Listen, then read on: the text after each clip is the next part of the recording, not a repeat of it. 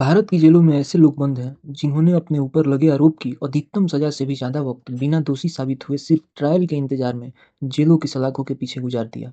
जरा एक सेकंड रुक कर सोचिए, अगर अदालत आज उन्हें मुजरिम मान भी ले और कानून की सबसे सख्त अधिकतम मुमकिन सजा भी सुना दे, तब भी वो जेल में जितना वक्त पहले से ही काट चुके हैं वो उस सजा से कहीं कम होगी।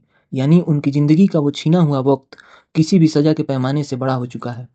यह किसी एक बदनसीब की कहानी नहीं है, यह हमारे देश का एक खौफनाक सच है।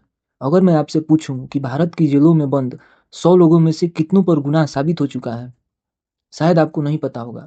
इंडिया जस्टिस रिपोर्ट का जवाब सुनकर आपकी रूह कांप जाएगी। और जवाब है सिर्फ 24।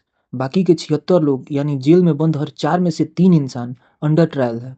वो ना दोषी है ना बरी है, वो बस अपने फैसले के इंतजार में तिल तिल कर खत्म हो रहे हैं। देश की 301 जेलें तो ऐसी हैं जहां एक भी मुजरिम नहीं है। वहां सिर्फ और सिर्फ वो लोग बंद हैं जिनका फैसला आज तक नहीं हुआ।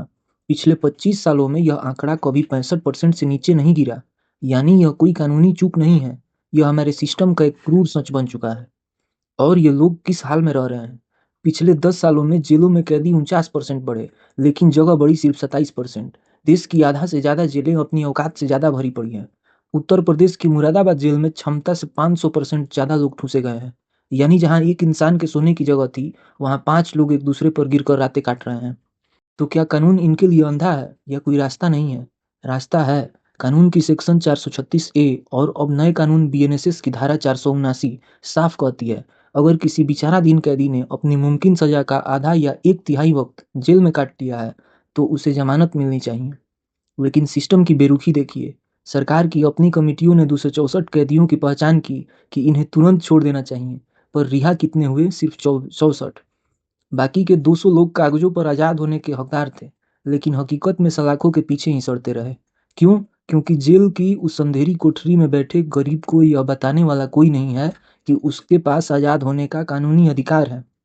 जिनके पास वकील की फीस नहीं, जिसकी पैरवी करने वाला कोई नहीं, कानून की किताबें उनके लिए किसी काम की नहीं है। सच तो यह है कि हमारे देश में जमानत इस बात पर नहीं मिलती कि आप बेगुनाह हैं या नहीं। जमानत इस बात पर मिलती है कि आपके जेब में पैसा है या नहीं। अमीर आदमी उसी इल्जाम पर शाम को घर में चाय पीता है और गरीब अपनी पूरी जिंदगी उसी जुर्म के इंतजार में जेल में काट देता है। और अगर वो कोई महिला कैदी है तो उसके लिए नर्क और गहरा हो जाता है, क्योंकि देश की सिर्फ 18% जेलों में महिलाओं के लिए अलग जगह है। पता नहीं कब महिला मोर्चा इस चीज के लिए काम करेगी। हमने पिछले एपिसोड में कहा था, अदालत की हर फाइल के पीछे एक इंसान होता है जो सिर्फ इंतजार कर रहा होता है। लेकिन यहाँ यह इंतजार सबसे भयानक है। चार दीवारों के पीछे अपनों से दूर, बिना किसी गुनाह के अपनी ही जिंदगी को खोते हुए। आखिर इस बेइंतहा देरी की असली जड़ क्या है? क्या हमारी पुलिस इन्वेस्टिगेशन ही इस पूरे सिस्टम का सबसे कमजोर पहिया है?